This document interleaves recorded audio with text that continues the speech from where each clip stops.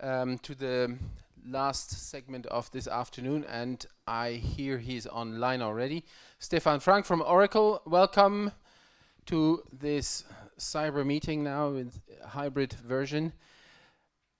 We're happy to have you here, and we are all ears. Thank you very much for having me. I can't see anyone, so you just need to confirm that you actually see me, or maybe more importantly, see my presentation. We see and hear you and see your presentation, so you're all good. Okay, fantastic. So yeah, again, thank you very much for having me. So I'm really sorry I couldn't be with you on site today. I hope in the very last minute I could be, but unfortunately the COVID situation wouldn't allow me. So my apologies. I hope to see you next time. And I know it's late in the afternoon. I have now a slot with like 50 minutes or even, 12 minutes, maybe and a Q&A in the end. So I will go through this very fast, and I hope you enjoy the ride, and hopefully you get a few nudges on good information from me. So I'll just go ahead. You ready? Yes. Right. Good. So just let me know if you don't hear me or if there's any issues. So very shortly, I'm Stefan Frank. As you said, I'm from Oracle.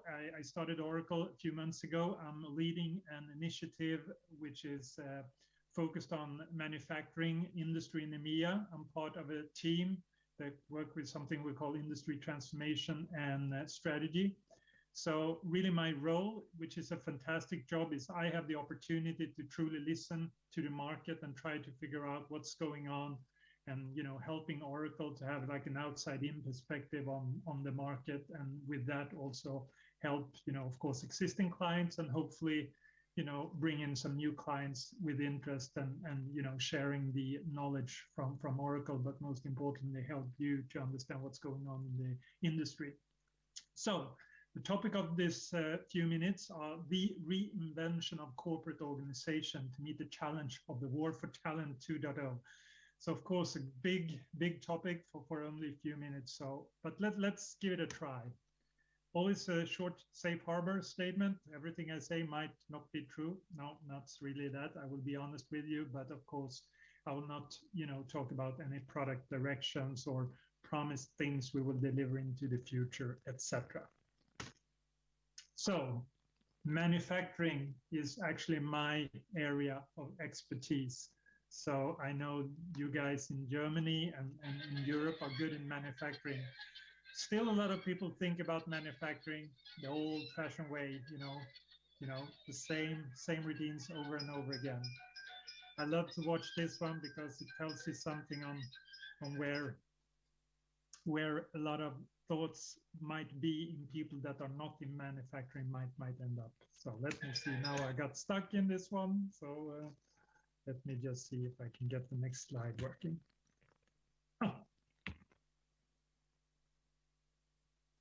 Never use videos. So yeah. So if we talk about war for talent 2.0 and thinking about what we need to do in organization to meet that kind of challenge and how we need to reorganize ourselves, we need, of course, to make sure the public view on manufacturing is not that old-fashioned picture. We that are in manufacturing know it's very automized today. Robotization, digitalization actually bring a lot of interesting opportunities for also the whole business to change. And hopefully you can agree with me that, manufacturing have been for a long time very focused on, manufacturing products more leaner, more efficient, getting more value out of the kind of the same products, maybe every second or third year, delivering new kind of innovation, new products, but fairly static. Over time, we added, aftermarket sales and added services to the products to even provide more value. We talked about customer-centric organization.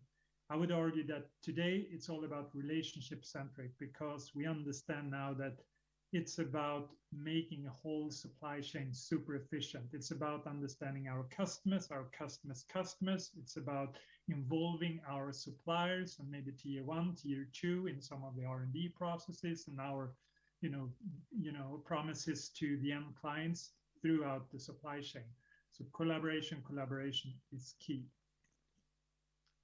Now, I always also like to think about, before you think about how you need to create your organization to attract talent and be a great organization for tomorrow, you need to think about, where are you today? Where are you focused? And a lot of companies still is very much focused. They have a successful business. You focus on bringing in profit, sustainable profit to stakeholders. Nothing wrong with that. But if that is your case, you need to think about, okay, what kind of people do I need to bring in to my organization? What kind of organization structure would I need? If you're more in the middle, where it's all about transformation and change, typical example, Tesla, for example, or this very innovative company, they want to disrupt the market, and it's all about making a change, making something, a new solution, a product or service that have not been made before, and bringing in people to align with that journey. And they might not be profitable short term or even near term, but it has a higher goal, what they're trying to achieve. And of course, then you need to recruit a lot of people with a lot of innovation thinking and capabilities in them. Third one is, of course, also you might want to be very focused on winning a certain market, being the biggest retailer in Germany or in Sweden or in UK or whatever it might be, being the best manufacturer of a bicycle or a car or whatever it might be, winning your niche. That, if that's your goal, you might need to create an organization very driven by sales and by competitive people. Ultimately, I fully acknowledge that you probably want to be everywhere. You want to earn good money, you want to be able to transform yourself, and you want to be a winner. So, but still, it's always good for thought to think about, where are you right now and where are you building your organization for? Talking about a new type of organization without talking about agile, I don't think yet that's possible. I know that surely you already know about the agile concept, and a lot of you might even be bored about it and heard a lot of it. And here I come again with agile. I'm a true believer that agile can really, bring a difference, and it is necessary to unleash the full potential of your employees. You need to give them autonomy. With that said, it's not about letting everybody completely loose without, any organization or common goals. And I will come back to that. But as Mr. Steve Jobs used to say, it doesn't make sense to hire smart people and then tell them what to do. We hire smart people so they can tell us what to do. So you need to be bold, bring in people to innovate together with you and challenge yourself. I think very important. And I like this model from McKinsey, where they talk about the traditional organization more like a machine. And I think especially if you look into the manufacturing industry, it's been a very successful machine now for many, many years. And a concrete example, I visited Volvo the other week. This is official information. Their CEO, Volvo, now I'm talking about those that are the Volvo group that, manufacture trucks, buses and engines, but mainly trucks. And they have done so very, very successfully for so many years and still do. Last year, the chief executive officer of Volvo said, by 2030, we will deliver 50% of our revenue as services.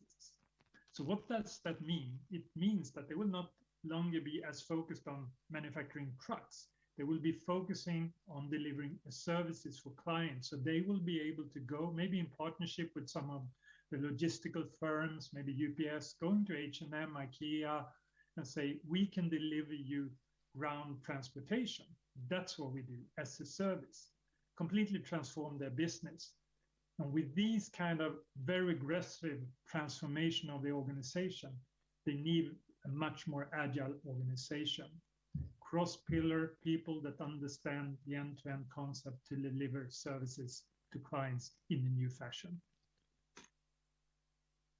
More concretely, again, it means, again, as I said, a lot of people, I feel, is kind of misunderstanding the agile concept is like letting old people loose. It's not about that. I would even argue it's even in an agile organization even more important that you have a very clear purpose and vision. And managers should very clearly be able to say where to go and why.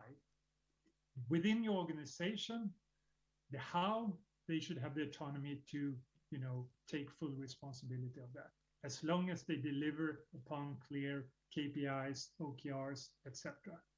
So again, the responsibility is not, taken away. It's even stronger, I would say, within the organization, your own responsibility for the common goals. So it means a flat organization, but again, with very, very high accountability. It needs to be an organization where it's okay to do some errors, where you can do iterations, trial and error. And as a client said the other week, when I actually visited a shop floor, he was a manager for the whole shop floor, pretty big one. He said, we truly allow our employees in the shop floor to play around sometimes and do some trial and error. And then he whispered, but not so it's so costly. So of course you can't let people lose, so they shut down the whole shop floor, and that would be super costly. But make sure they constantly in the organization can trial and error and allow them to hopefully at least make small mistakes that are not so costly and something you can learn from. How we think about manufacturing industry and transformation is going on. Of course, we think about what's happening with Industry 4. In Germany, you know all about the Industry 4 concept. I won't dwell too much about that. We are even going into the Industry 5.0 concept, which truly means that people and robots and automation needs to work together to fully automize and be able to be extremely flexible to meet the demands of tomorrow, and also demand of the innovation pace we need to cope with. We also talked already about the example from Volvo, completely new business models that completely change how you will work. And we see this concept of servitization going from company to company, especially within manufacturing industry. Globalization, these days you might think about it as even a globalization or localization or movement across countries. We will see what will happen after the pandemic, but we can be sure that it's still a worldwide market out there, and we need to cope with changes across borders, and we need to have an organization that are open for that.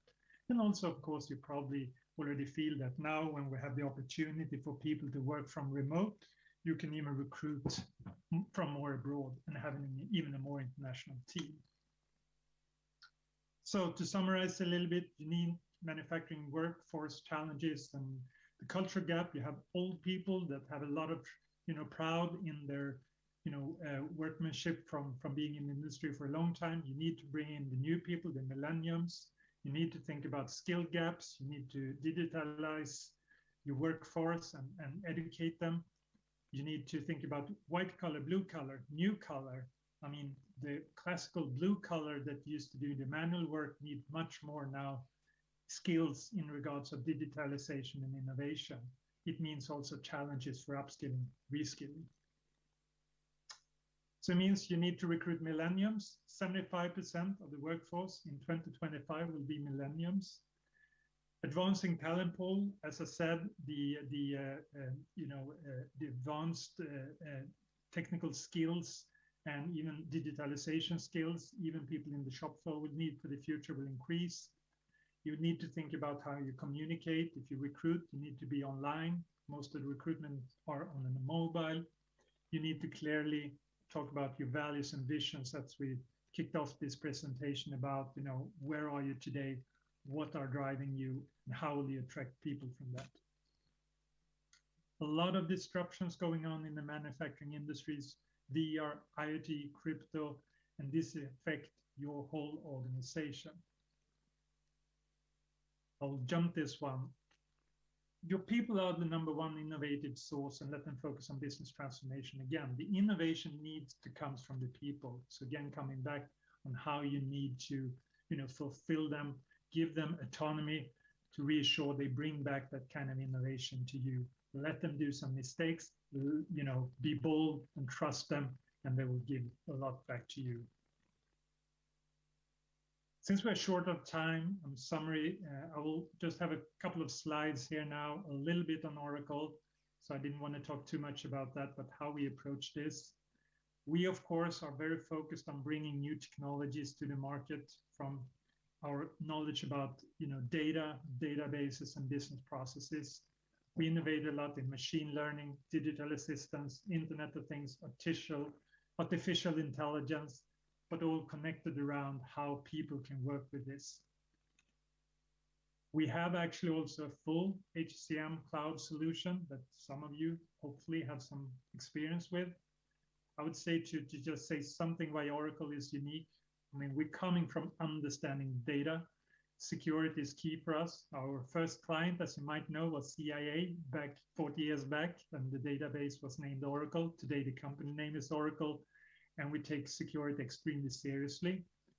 With understanding data and being able to scale data in a massive way, we have now a complete HCM cloud solution with all the things you can see here to the right on the slide. And of course, you don't have to, test everything or use everything at the same time. You can, start to use gradually part of these. One example from one of our customers is ArcelorMittal. You might know about them, one of the largest manufacturer of the world, focused on steel and mining industry. They have now started with our model for job candidates processing, and they are now scaling up this project globally. So we have quite a few of examples how we help companies to transform the organization with our tool set. So this was really rushing through some of the thoughts I have about how to, think about building a new organization set for the future. Hopefully I gave you some ideas on what to think about and some of the challenges and hopefully some of the opportunities and a little idea of what Oracle can help in this market. Thank you very much, Stefan. What questions are there? What do you mean?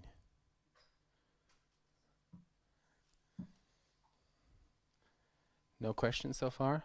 I wonder how you manage to win this war for talent in a hybrid work environment, because what you're saying is very theoretical and looks like in an ideal world, but how do you do it?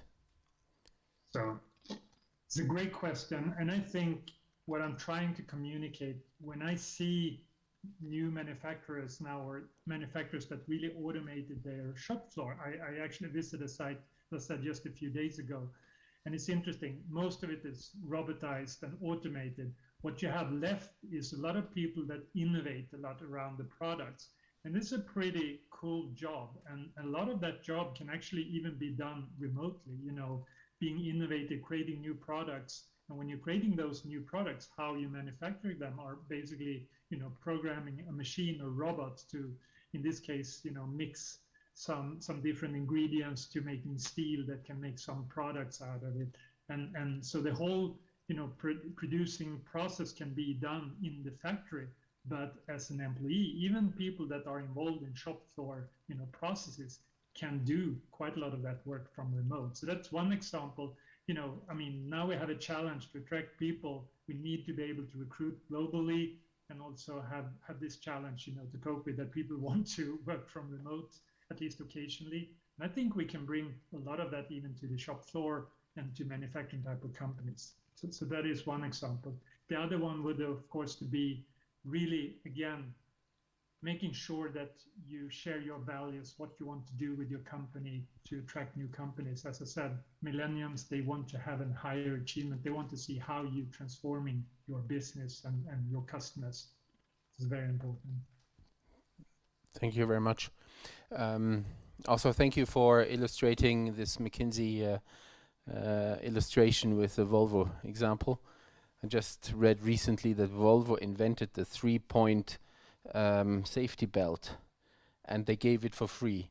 So because they said that the safety of drivers is more valuable to them than a patent. So thank you, Stefan. Thanks for participating in this forum, and I hope to see you next year or next time in person. Thank you very much. Bye-bye. Guys in the audience, if you want to connect with me through LinkedIn or you can connect with me through Michael. And it was a pleasure. Take care. Bye-bye.